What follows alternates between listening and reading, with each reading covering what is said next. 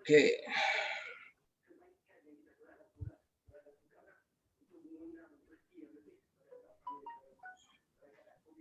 InsyaAllah. Okey, boleh dengar ya Abang Zainal?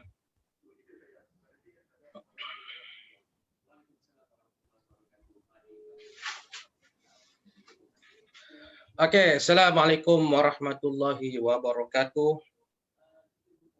Kita sedang pun bersiar secara live di page Suara Muslim Malaysia Pahang sambil menanti kehadiran tetamu kita ya. Boleh dengar suara saya tak? Ya, boleh dengar suara saya?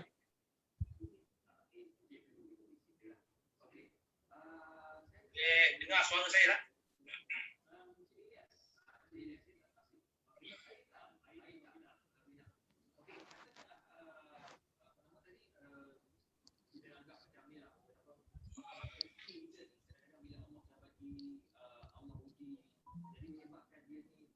InsyaAllah kita akan mula sebentar lagi sambil menanti tetamu kita yang sedang ada urusan sekejap ya. Pada sahabat-sahabat yang sedang menanti atau menonton siaran live ini, harap dapat share butang share kita dan tekan like ataupun komen untuk lebih ramai lagi netizen yang boleh mendengar perkongsian kita pada pagi ini ya.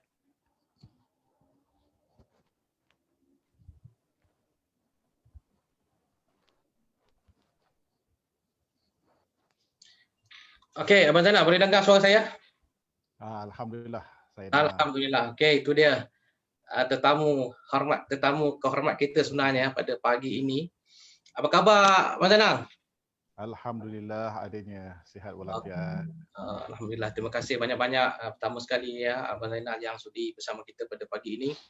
Kita akan tunggu dalam seminit dua ya untuk sahabat-sahabat kita menanti kehadiran netizen ya ataupun warga warga penonton, warga suara yang akan warga net bersama-sama kita pada pagi ini, dan jangan lupa ya tekan butang share dan komen untuk lebih ramai lagi khalia atau netizen yang dapat tip-tip ataupun dapat perkongsian ilmu yang sangat berharga pada pagi ini selama 40 minit. Kita nantikan seminit dua ya Abang Zainal. Boleh ya? Baik, insyaAllah, insyaAllah.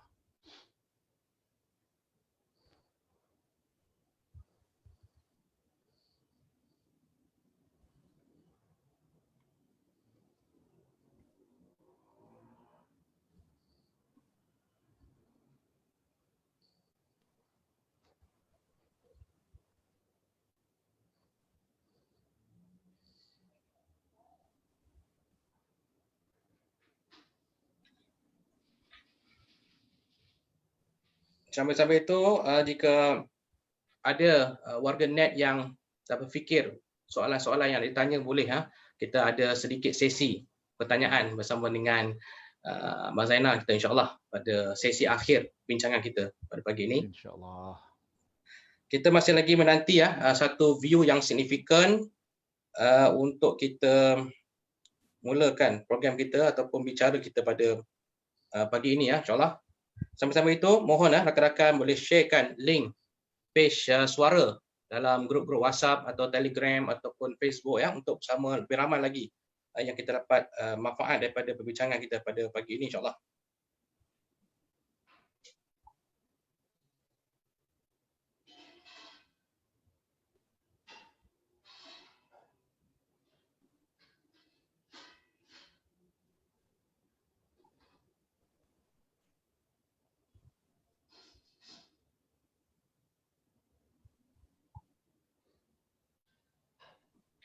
Tunggu seminit dua. Moga-moga lebih ramai warga net yang akan bersama kita pada pagi Sabtu ini untuk mendengar poin-poin penting ataupun isi-isi menarik kandungan yang menarik daripada satu tokoh yang kita bawa khas pada pagi ini sebenarnya insya-Allah. Kita tunggu lagi seminit untuk bersama-sama dengan kita lebih ramai daripada kalangan warga net, sahabat-sahabat kita di luar sana insya-Allah. Agar dapat share lebih ramai untuk sesi live kita pada pagi ini.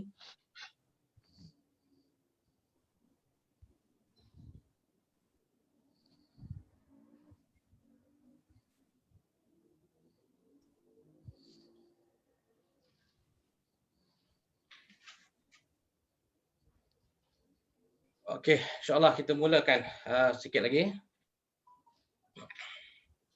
Alright.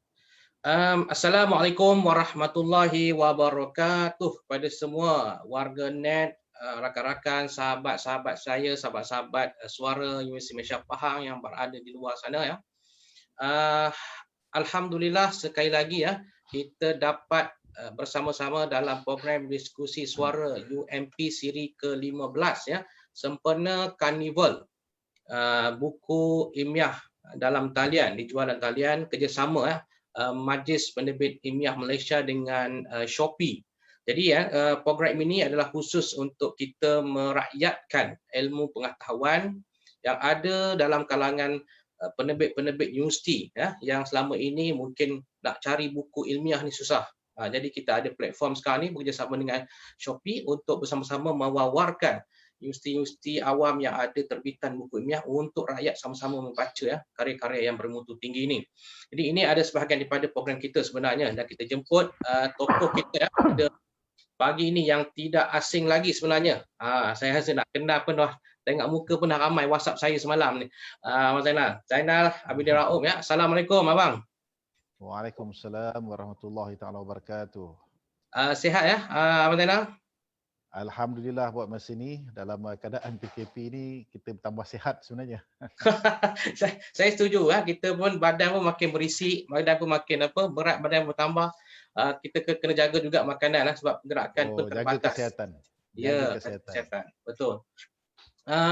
Okay, alhamdulillah sekali lagi saya ucapkan ini adalah seri yang ke-15 program kita yang mana tajuk kita pada pagi ini, perbincangan kita adalah keyakinan ya dalam pengucapan awam.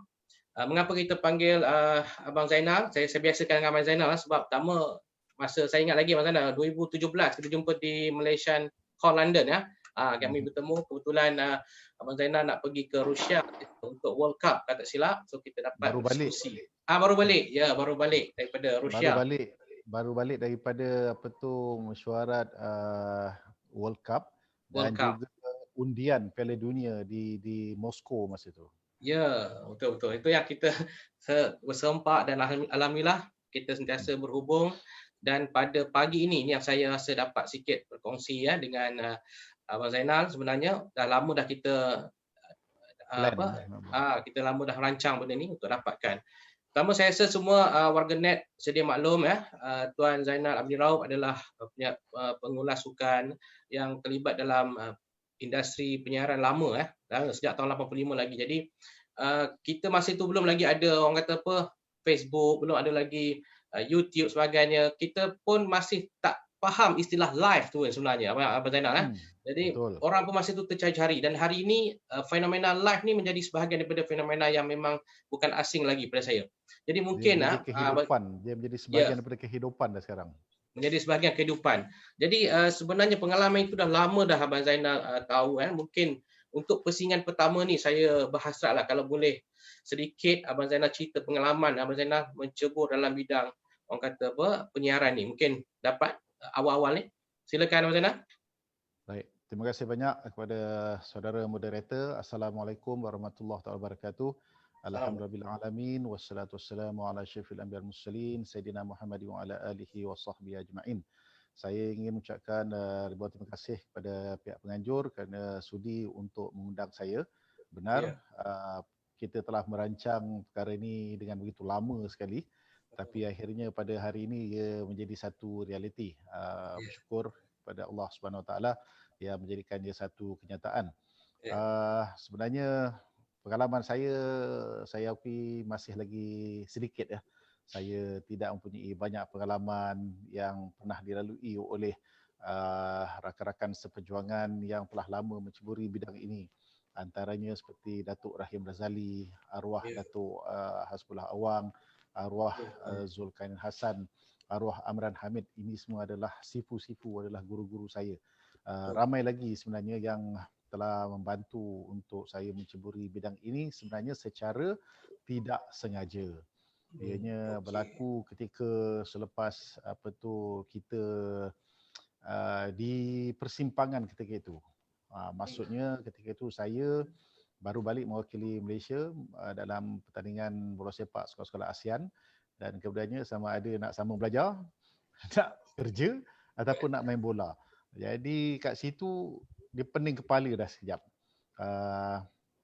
Tapi akhirnya kita terpaksa korbankanlah mana-mana yang kita rasa mungkin boleh menjadi perkara asas untuk kita bagi masa depan.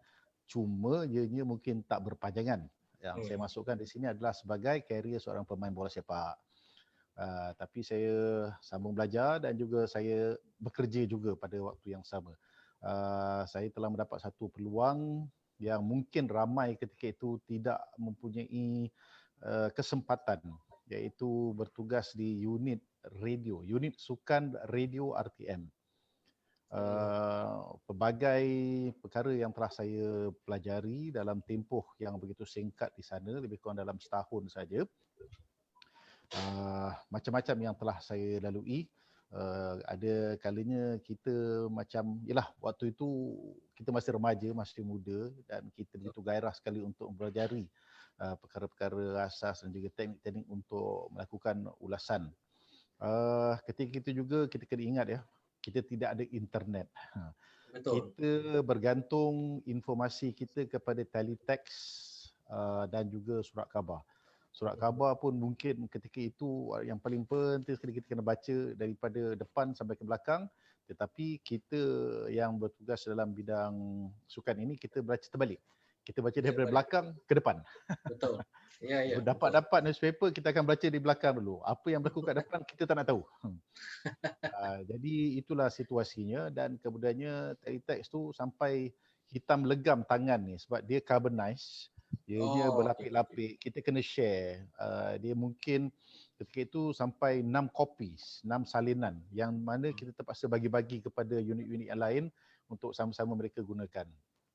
Dan di situlah saya belajar apa itu sistem perhubungan yang agak lama ketika itu.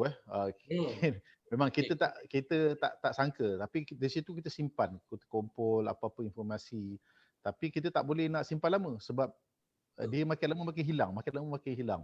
Kenalah catatan apa tu secara manual pula, mana-mana yang penting, tarikh-tarikh dan juga statistik. Tidak seperti hari ini, kita tekan satu button saja, kita dapat macam-macam link yang boleh kita usahakan.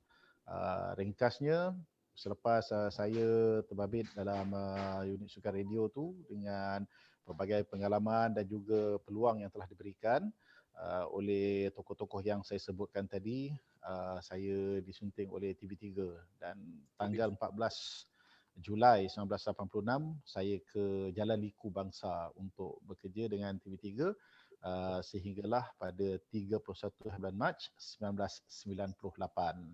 Jadi tempoh tersebut pun banyak juga pengalaman-pengalaman yang telah pun saya lalui, daripada radio kita ke televisyen pula, dan pelbagai acara, pelbagai event yang kecil dan juga sehinggalah yang terbesar sekali seperti Sukan Olimpik telah pun saya lalui untuk mengacarakan juga mengendalikan program-program tersebut, tuan. Ya. Okey Mas Zanan, dia memang kami ni yang sebaya kami lah ya, umur 40 ataupun something 41, 42 ni memang hidup ya. Kalau buka TV, tengok bola saja, muka Mas Zainal lah yang akan jadi paparan yang pertama. Kami dah hidup serasi dengan gaya. Jadi bila saya perhatikan sekarang, kita dah pergi ke live, kita kena bercakap di depan khaliat yang kita mungkin satu dunia akan lihat, umpamanya lecturer pun kena bercakap secara conference, webinar dan sebagainya. Tapi kita tahu semua orang boleh bercakap secara live, tapi bukan semua yang ada kualiti dari segi arti kata live etika live kita ni. Mungkin pada pengalaman Ahmad Zainal lah, etik ataupun etika dalam kita membuat live, membuat pengucapan awal, bagaimana sebenarnya atau tip-tip yang perlu kita lalui? Baik, pertama kalinya sudah pasti saya bersyukur kehadrat Allah Subhanahu Wa Taala yang telah memberikan saya rezeki untuk menceburi bidang ini, dan juga dengan kudrat serta iradatnya yang telah memberikan saya keupayaan untuk bercakap ya. Dan ini adalah merupakan salah satu daripada kita punya kebolehan yang mungkin orang lain suka nak dapat, tapi Allah pilih kita untuk menggunakannya, dan insya-Allah kita gunakan sebaik mungkin dan juga untuk kita share bersama-sama. Kerana kalau selepas kita meninggal dunia, benda ni kita kalau kita dapat sampai kepada orang lain, insya-Allah ia akan berguna kepada masyarakat yang lain. Sebenarnya Ya. perkara ini kalau nak ikutkan, dia tidak ada sekolah untuk mengendalikannya ataupun mengajarkannya, tetapi ianya bermula daripada peringkat di mana kita ikut daripada pengalaman. Itulah pengalaman yang saya pelajari ketika di unit sukan radio dan juga di TV3. Semuanya kita telah melalui satu proses daripada bawah sampai kepada atas. Terus terang saya katakan bahawa saya masih lagi belajar. Kita tengok kepada program-program yang lain, kita tengok kepada pengacaraan program yang lain, ulasan-ulasan event-event yang lain. Semua daripada situ kita belajar macam mana tekniknya, apa kekuatan dia. Kita jangan tengok kelemahan dia, kita tengok kepada kekuatan dia. Kenapa dia ni masih lagi bertahan? Kenapa dia boleh mampu untuk memberikan penyampaian, ulasan yang begitu baik yang sampai orang dengar pun orang akan terpengaruh. Di situlah kita pelajarinya. Selain daripada kita sendiri juga kena melakukan latihan yang tersendiri. Latihan yang biasanya saya lakukan adalah dengan bercakap seorang diri. Perkara ni kalau kita cakap seorang-seorang dan diperhatikan oleh ramai, nanti orang cakap kita ni tak siuman. Tetapi yang paling cantiknya apabila kita bersorangan, terutamanya kita memandu dan juga kita dalam kedudukan yang sepi, insya-Allah kita boleh gunakan kesempatan itu untuk kita belajarlah. Salah seorang daripada guru saya ketika di RTM dulu, arwah Sazli, dia meninggal dunia akibat daripada pendarahan otak ya. Mudah-mudahan rohnya dicucuri rahmat. Dan dia telah mengajar kepada saya salah satu daripada perkara untuk kita dapat melakukan pengucapan dan juga percakapan yang lancar ada dua. Yang pertamanya dengan membaca, iaitu membaca dengan sepantas yang mungkin, bukan selaju. Kita ambil apa-apalah, newspaper ke, majalah ke, buku ke, kita baca dan juga kita baca sepantas yang mungkin, elakkan daripada melakukan kesilapan. Dan keduanya adalah untuk kita melihat apa yang berlaku di persekitaran dan kita sampaikan, kita bacakan dia.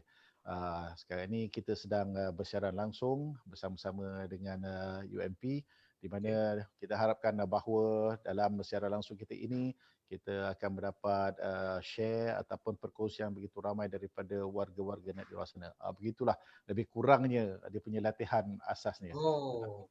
Adalah latihan yang lain yang mana saya percaya ianya boleh kita guna pakai untuk mereka-mereka yang berminat menceburi bidang ini, tuan.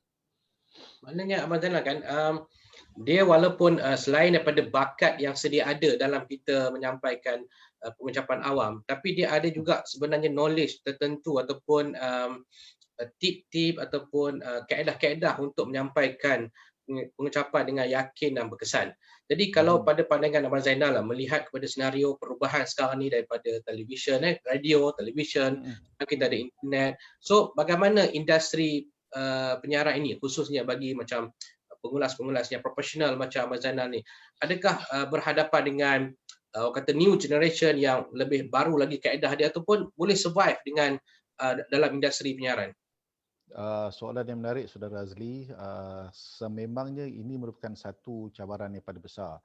Kita daripada cara kita yang begitu konservatif satu ketika dahulu ya, di mana pengulas-pengulas satu ketika dahulu tu dia cuma memegang mikrofon yang dipanggil sebagai lips mic, melekat di lips mic dia yang melekat di bibir dia tu, dia bercakap dengan secara spontannya, dia menerangkan apa yang sedang berlaku ketika itu. Tapi kita tak pasti dalam pemikiran dia apa sebenarnya yang dia nak sampaikan. Dalam pada tahun-tahun tersebut ya, kalau dapat kita lihat, mereka describe sesuatu perkara itu dengan dengan penuh emosi mereka sendiri. Kadang-kala mereka kehilangan fakta kerana mereka tidak berkesempatan untuk melihat. Dan evolusi dalam bidang ini telah melihatkan bagaimana sedikit demi sedikit pertukaran yang dipanggil sebagai mikrofon tu, yang dipanggilkan Ya. sebagai headset mic. Di situ kita bebas, maksudnya tangan kita bebas untuk melihat Ya. kertas, kita bebas untuk melihat sesuatu yang boleh kita jadikan bahan rujukan. Dan perkara ini saya percaya semakin lama semakin akan menjadi sesuatu perkara yang akan dapat membantu. Begitu jugalah dengan bidang pengulasan, bidang pengacaraan ni. Dahulunya memang kita sukar nak dapatkan informasi-informasi yang terbaru ataupun Ya. yang paling tepat berbanding dengan sekarang. Jadi kami yang daripada dulu yang belajar daripada orang lama dan kami dapat bertahan sampai setakat ini alhamdulillah, dan kami dapat melihat pula sekarang ini dengan munculnya orang-orang baru. Ya. Mereka ini yang akan terdedah dengan informasi di hujung jari yang mana mereka perlu gunakan sebaik mungkin. Jadi kita kena catch up. Pada generasi saya, kita kena catch up dengan generasi-generasi yang akan datang, generasi muda ini, supaya kita juga tidak ketinggalan jauh, dan kita kena, kalau boleh kita mencabar mereka supaya mereka akan lebih menonjol untuk generasi yang akan datang jugalah. Betul. Masalah kita lihat sekarang ni masalah utamalah kadang-kadang bila kita pergi jumpa rakan-rakan berniaga ataupun mungkin kalangan pensyarah yang terlibat dengan live secara langsung, ada isu masalah keyakinan. Kadang-kadang kita tanya, kita nak berniaga, even orang berniaga sekarang ni pun terpaksa guna live, terpaksa guna FB live, YouTube live untuk produk mereka tu. Tapi masalahnya lah mereka selalu bertanya kadang-kadang keyakinan, faktor keyakinan. Tak ada yakin lah sebab apa. Jadi bila saya lihat Abang Zainal dan juga tim yang lama-lama senior dulu yakin bercakap pun tak ada gugup, lancar dan dengan spontan, yang paling penting spontan, tanpa ada orang kata banyak kesilapan dan kesalahan. Macam mana keyakinan itu datang Abang Zainal? Masya Allah. Sebenarnya perkara ni pun kita kena, Saudara Azli kena bersyukurlah kepada Allah SWT yang terus memberikan kita idea dan juga ilham untuk kita terus bercakap selancar yang mungkin. Perkara ini kalau boleh dapat kita teruskan sampai bila-bila. Yang paling utama sekali, saya juga nak sampaikan sebelum saya kembangkan soalan Saudara Razli tadi tu, ada satu ketika juga saya mempunyai masalah keyakinan untuk bercakap kepada halayak ramai. Kalau nak cakapkan kepada public speaking, saya pun tak begitu baik lagi sebenarnya. Tapi saya belajar daripada orang dan juga saya cuba untuk hadirkan keyakinan diri saya ini untuk bercakap kepada orang ramai berbanding dengan cakap di depan lensa TV. Di depan lensa kamera, dia sudah berbeza sebab kita tak nampak orang di belakang. Betul, Dan juga kita tak nak terfikirkan, kalau boleh, kita tak nak fikirkan yang kat belakang sana itu puluhan ribu, ratusan ribu ataupun jutaan penonton yang sedang melihat kita. Jadi kita concentrate saja di situ.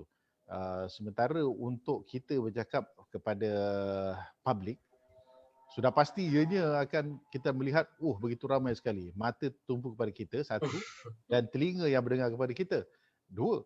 Dan kemudiannya, ada kalanya dia akan terlintas di fikiran kita, kau dengar ataupun kau concentrate ataupun kau berikan tumpuan kepada apa yang nak aku sampaikan ini. Tapi saya lawan pada saya lah. Saya lawan perkara itu semua tu dan saya yakin bahawa mereka sedang mendengar. Dan kita kena ada yang pertama sekali sudah pasti adalah fakta.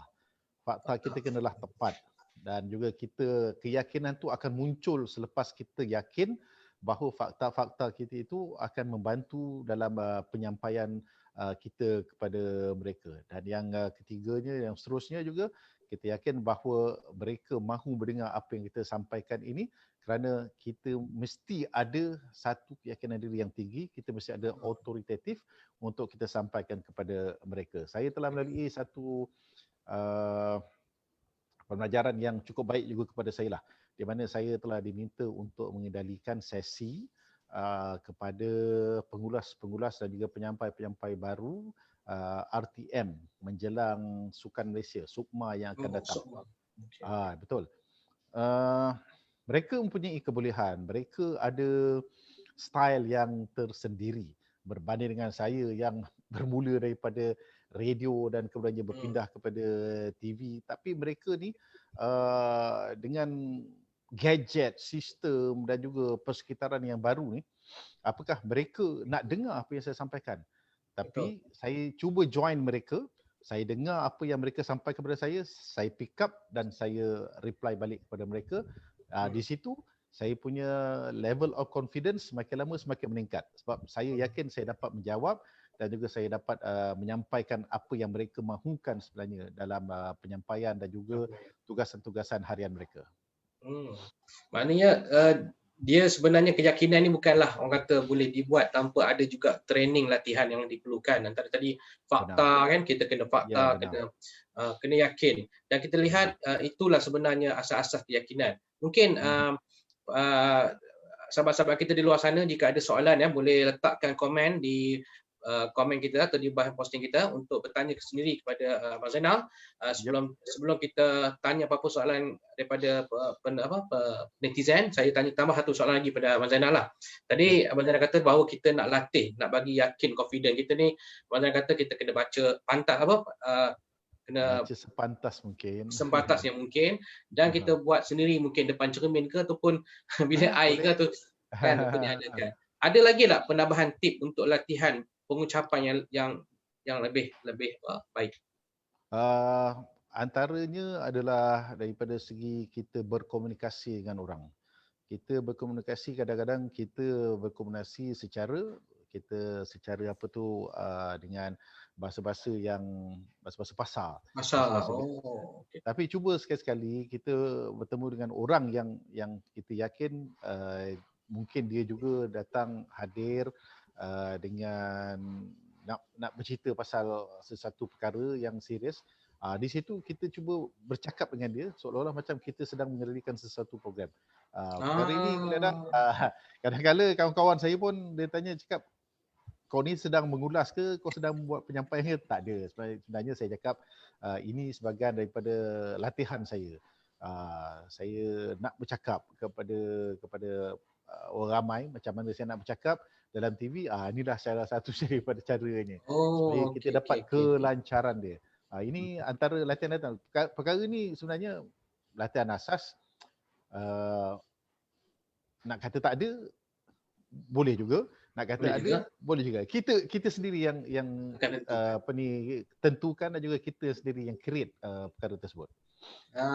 Okey, satu poin yang baik untuk kita kongsi iaitu kita amalkan pengucapan komunikasi dengan setiap waktu yang sesuai tu dengan bahasa yang betul bahasa yang lancar supaya perkara itu kita boleh bawa ketika kita nak adakan live. Ini kadang-kadang dengan kawan kita cakap bahasa rojak, bahasa pasar kan, kita campur-campur. Jadi kita latihan itu kadang mungkin tidak teratur. Jadi kepada para netizen yang baru masuk, kita sudah pun hampir setengah jam bersama dengan tetamu istimewa kita ini, Tuan Zainal Abidin Rauf. Sahabat-sahabat yang ingin yang belum share posting kita ni, mohon share untuk dapat lebih ramai lagi penonton berkongsian bersama dengan Tuan Zainal Abidin. Okey, Abang Zainal, saya ada satu lagi lah persoalan. Kadang-kadang orang tanya kat saya tak dapat nak jawab lah kadang-kadang. Bila kita berada di depan khaliak lah, apa perkara pertama yang perlu kita buat? Bila kita nak bercakap ni, apa tahap pertama? Kadang-kadang kita terus nervous, kita hilang semua. Dia akan jadi begitu. Dia mesti akan sampai peringkat hilang. Bila nak cakap hilang. Nampak muka orang ramai ke atau nampak ni hilang. Apa sebenarnya ciri kita nak buat yang mana? Baik, dalam pada itu ada saudara Ahmad Zarin. Dia sampaikan salam. Waalaikumsalam. Tuan Azli ni adalah senior di sekolah dahulu. Betul? Ya. Okey, betul. InsyaAllah. Okey, sahabat-sahabat kita tu. Itu dia. Right. Yang pertama sekali, persiapan mental kita lah. Persiapan mental kita yang paling penting sekali. Untuk menghadapi situasi macam ini, saya selalunya membuat persiapan yang begitu rapi. Lama saya buat. Saya tak begitu gemar untuk melakukan persiapan-persiapan last minute. Kalau misalnya kata macam Tuan Azli dah bagi tahu saya perkara ni kita perlu lakukan pada tarikh terlebih ikut. Walaupun dia mungkin agak tight sikit dengan jadual kerja saya. Okay. Tapi saya dah buat persiapan. Saya refer balik apa yang pernah berlaku sebelum ini, macam mana penyampai-penyampai yang lama, dan juga untuk melihat orang-orang yang lain kan, macam mana yang mereka buat.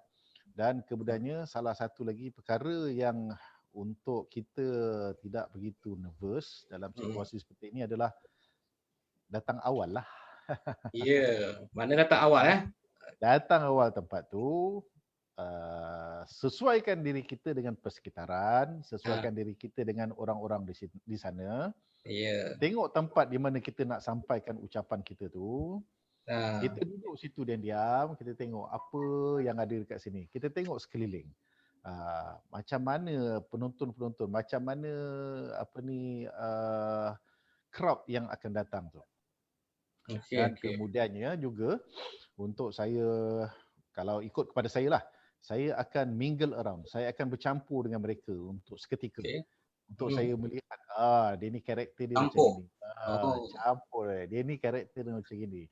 Jadi bila kita dah dapat situasi tersebut, kita akan hilang sedikit nervous kita. Dan kemudiannya kita pastikan permulaan kita tu, kita jangan terus kepada perkara yang kita nak sampaikan. Italah sebut sedikit apa yang berlaku, cerita pasal belalang kunyit ke, cerita pasal Tinggi Abdul ke, cerita pasal Abdul Wahib dan Abdul Wahab ke. Jadi sebelum kita masuk kepada topik yang sebenar, sebab perkara-perkara seperti itu dia sedikit sebanyak dia akan menghilangkan rasa.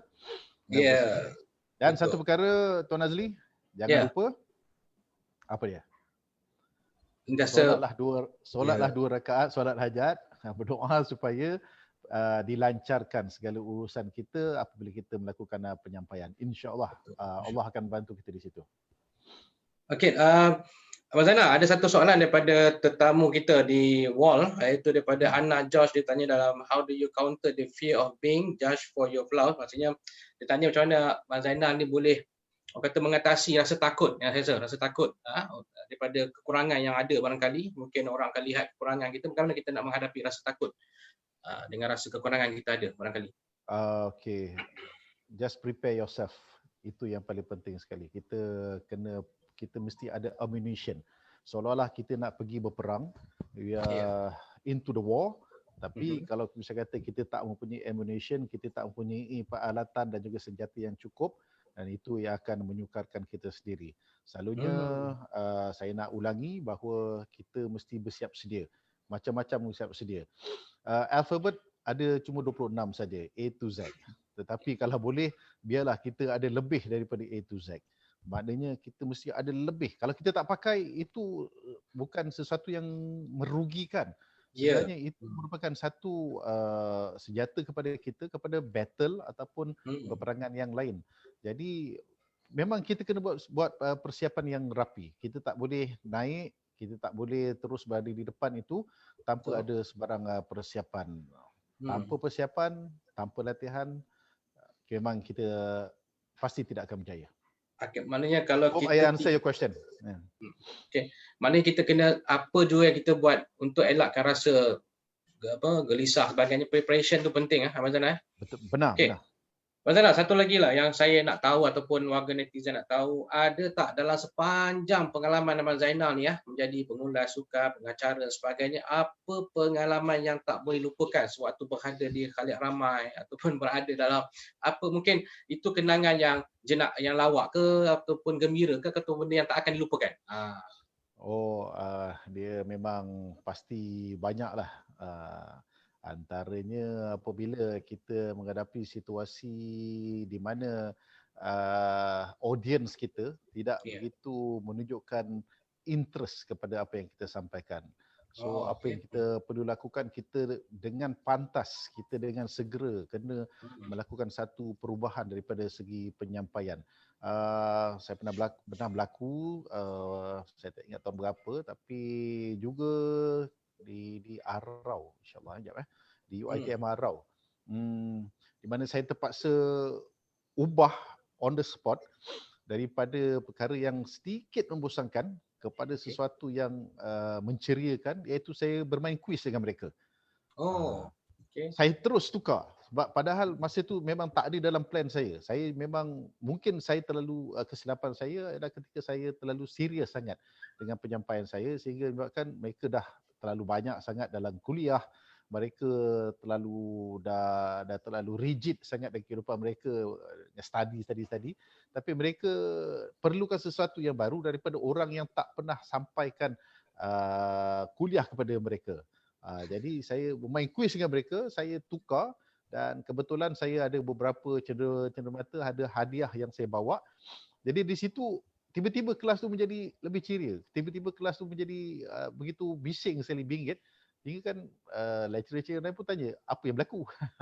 Jadi Ya, kita ya. dekat situ kita nampaklah kita kena bijak dan pandai iaitu untuk mengubah suasana itu apabila kita melihat bahawa crowd, penonton dan juga ramai yang nampak macam tak begitu interested dan juga sudah hilang minat kepada penyampaian kita. Betul, kita diberikan tempoh sejam. Tapi apabila kita sempat menukarnya, kemungkinan besar sejam itu tak cukup untuk kita dan kemungkinan juga kita diberikan masa yang lebih panjang lagi untuk melakukan sambungan penyampaian kita, bang. Okey. Alright, kepada yang netizen yang baru join kita punya program kita telah membicarakan banyak aspek-aspek tentang pengucapan awam. Untuk mereka yang baru menyertai, sila lihat komen. Sebenarnya program ini diadakan untuk mewawarkan majlis penerbit ilmiah yang sedang mengadakan karnival buku di Shopee. Anda boleh pergi dan lihat juga komen. Di komen ada link yang kita sediakan. Okey, Abang Zainal, ada soalan juga ni daripada netizen dia tanya, adakah bakat semula jadi ataupun ia perlu dibentuk ataupun untuk menjadi pengacara ni perlu ada bakat ataupun sesiapa boleh jadi? Aku tahu perlu kena Baik. di Dua-dua kena ada. dua-dua kena ada. Dua-dua kena ada. Daripada bakat kita yang orang cakap terpendam, mungkin bakat kita cuma 10-15%, jom kita kembangkanlah. Macam mana kita kembangkan? Kita belajar dan juga kita melihat kepada program dan juga pengacara-pengacara yang lain. Saya tak melihat kepada pengacaraan sukan saja. Saya lihat semua bentuk pengacaraan daripada program-program di TV. TV adalah platform yang paling mudah sekali. Daripada situ kita dapat mengikuti perkembangan mereka sejauh mana dia ni kendalikan program berbentuk ilmiah, wawancara dan juga kepada program-program yang lain lah. Dari situ insya-Allah kita akan mampu untuk bergerak ke hadapan dan sudah pasti kalau ada peluang yang diberikan, kita ambil peluang tersebut dengan melakukan persiapan yang rapi. Sekali lagi saya ingatkan, persiapan rapi dan juga apabila kita diberikan peluang, jangan lepaskan peluang tersebut. Kalau anda tak dapat berikan effort 100%, anda jangan sedih. Anda dapat keluarkan bakat anda 60-70% pun dah kira cukup bagus tu, insya-Allah. Okey. Itu satu tip yang menarik maknanya dua-dua perlu dalam kita nak mengembangkan bakat saya ada. Okey, Abang Zainal, dia ada yang kata Abang Zainal ni mahal kerana suara tu. Dia punya bunyi suara dia punya bunyi suara tu yang special katanya. Mungkin tak semua ke ataupun kena ada ciri-ciri tertentu ke untuk kita, yalah kita sekarang ni orang kata kuasa viral orang kata kuasa viral. Adakah elemen-elemen lain yang membantu untuk kita mengeluarkan suara kita dengan baik menjadi orang kata apa, menjadi dengar je dah tahu dah itu suara Abang Zainal apa ada tip tak untuk itu? Allahu Akbar. Saya akui Tuan Azli, suara saya tak begitu sedap. Saya akui. Kalau orang lain berfikiran yang lain, wallahu alam. Suara saya tak sesedap suara Datuk Asbel Awang.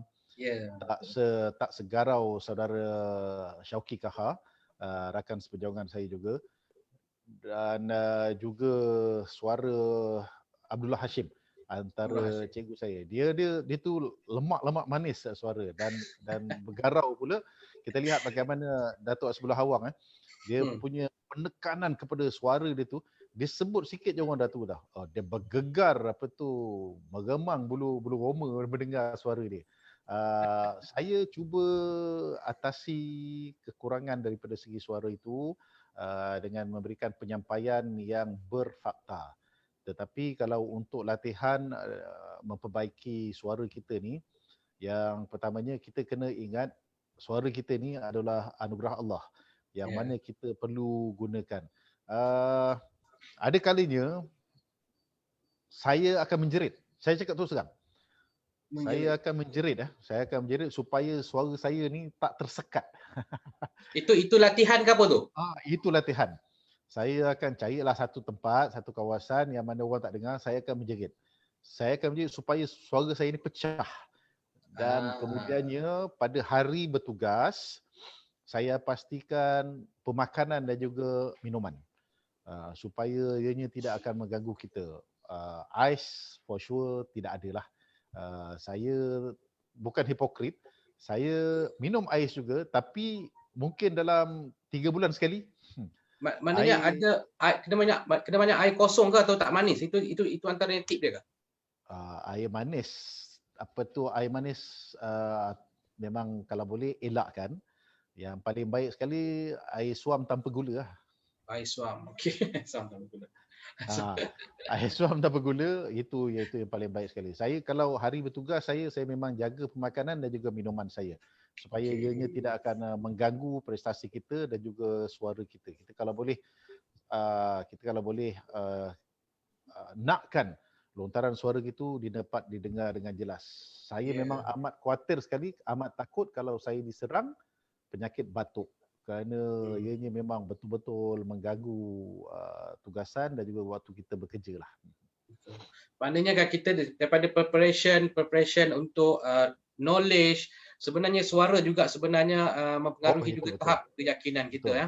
Betul. Okey, Abang Zainal, kita sudah pun berada di penghujung sebenarnya. Ada lagi satu soalan. Sekejap je saya rasa. Kita banyak juga tapi ada satu soalan daripada sahabat kita di luar. Bertanya bagaimana nak capture perhatian orang untuk mendengar, untuk bercakap depan khaliak memerlukan confident diri. Tapi untuk menangkap perhatian, dia nak capture water intention orang ni. Macam mana kita nak buat? Adakah kita perlu ada elemen-elemen lawak sebagainya tu macam mana? Itu sebahagian daripadanya. Elemen-elemen lawak tu yang mana kita kalau boleh nak pastikan supaya orang tidak bosan. The first 10 minutes tu begitu crucial sekali. Sebab apabila kita dapat menawan hati pendengar kita dalam tempoh 10 minit yang pertama, bermakna kita dah lepas, kita telah lulus satu peringkat. Ini belum peringkat-peringkat yang lain lagi. Jadi kita kena bersertakan dengan banyak fakta. Kita kena bersertakan kalau boleh kita cuba berkomunikasi dengan mereka two ways instead of one way. Bila kita dapat berkomunikasi dan kita dapat interact dengan mereka, jadi kita tahu bahawa mereka boleh kata orang tu respon kepada apa yang kita sampaikan. Kalau misalnya kata kita tanya soalan A dan mereka jawab jawapan A juga, bermakna mereka concentrate. Tetapi kalau misalnya kata kita tanya soalan A dan kita bagikan fakta tentang sesuatu perkara, mereka menjawab perkara-perkara yang lain, bermakna mereka berada di awangan, mereka tidak dapat memberikan tumpuan. Memang saya akui bahawa ini adalah satu tugas yang berat apabila kita nak memberikan satu penyampaian kepada semua audience. Tipulah saya kalau saya katakan bahawa zaman kita belajar dulu pun bila lecturer bagi tahu ataupun sedang menyampaikan kuliah, kita tidak concentrate atau kita memang tak dapat memberikan sepenuh perhatian dan kita mungkin ada berada di luar, mereka mungkin ada dah sampai ke Jakarta, dah sampai ke Laos, sedangkan kita berada di bilik kuliah ketika itu. InsyaAllah kita mesti ada confident, kita mesti ada keyakinan untuk melakukan penyampaian ini. Okey, Abang Zainal, ini satu permintaan lah barangkali pasal sahabat kita tanya. Dia kata banyak betul. Itulah, boleh ke Abang Zainal buat satu demo sikit lah tentang kata Manchester United kalah pun ke apa kan, kata satu demo untuk dia orang ni rindu kan maknanya untuk mendengar celoteh dan ulasan sukan daripada Abang Zainal barangkali. Masya Allah. Sekejap yang itu kalau nak buat satu perkara yang imajinasi dia agak susah sikit. Kita nak kena sampaikan sebab kita kena melihat sesuatu perkara yang berada di depan kita baru kita boleh sampaikan sebenarnya. bukanlah saya menolak apa ni permintaan tuan-tuan semua. Kalau kita ada sesuatu visual di depan tu, yang tu lagi mudah untuk kita sampaikan. Kalau setakat kita bercerita, kita melalui satu imajinasi, mungkin dia tak sampai. Betul. Sekarang ni sekejap saya cuba untuk cari sesuatu yang mana saya boleh bantu tuan-tuan kat sini. Di mana di depan saya ni ketika ini ada apa ni TV. Oh. Saya sebenarnya sambil menunggu waktu untuk kita bersiaran ni, tadi saya sedang menonton program sukan yang bercampur-campur lah. Sebenarnya ini macam-macam yang saya tengok sekejap. Kalau nak cerita pasal Manchester United tu, minta maaf kot. Okey, tak apa. Mana-mana kan. Okey. So kita teruskan ke permintaan tersebut? Okey, kalau sukar tak apa Abang Zainal. Kita itu mungkin saja mereka tanya kan. Saya minta maaf kepada permintaan tersebut, tak dapat ditunaikan. Kalau saya dapat tengok visual, insya-Allah saya boleh berikan lagi mudah untuk saya. Okey, Abang Zainal, satu soalan kita sebelum kita akhiri kan. Dalam Abang Zainal punya kehidupan seharian lah, buku apa yang sebenarnya Abang Zainal suka baca? Ataupun ada tajuk dia ke, ataupun jenis bukunya pun mungkin boleh kita kongsi pada rakan-rakan kita di luar. Okey, saya zaman saya mula baru nak berkecimpung dan juga zaman-zaman saya sedang nak naik kata orang tu, saya memang telah berhabisan ribuan ringgit untuk membeli bahan bacaan sukan Kalau dahulu macam peluang-peluang untuk kita ke tanah UK pada saya itu adalah syurga untuk kita mencari bahan-bahan bacaan sukan terutamanya. Okey. Saya pernah menghabiskan 1 hari setengah di kawasan bukan library tapi kedai buku. Dan saya pernah bawa balik sampai 1 beg yang penuh dengan buku saja. Betul. Buku-buku sukan tu. Dan saya akui masa saya di sekolah rendah lagi, saya lebih banyak baca buku sukan daripada buku sekolah. Jadi sebenarnya apa saja peluang untuk kita membaca, kita gunakan peluang tersebut. Sebenarnya tak salah. Dan saya pun setakat ini dan juga sampai ke hari ini saya masih lagi suka membaca, walaupun sekarang ini kita banyak membaca adalah menerusi internet saja. Banyak e-book ke e-book ke fizikal? Banyak e-book. Tapi kalau ada buku-buku fizikal yang masih lagi berguna, insya-Allah saya akan miliki buku tersebut.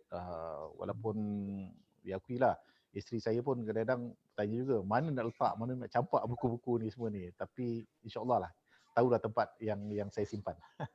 Okey, untuk yang kelas dunia lah, siapa idola ataupun reference lah yang selalu Abang Zainal tengok lihat untuk pelajari cara penyampaian dia dan sebagainya. Mungkin kita boleh tahu dan boleh kita jadikan juga sebagai rangka rujuk.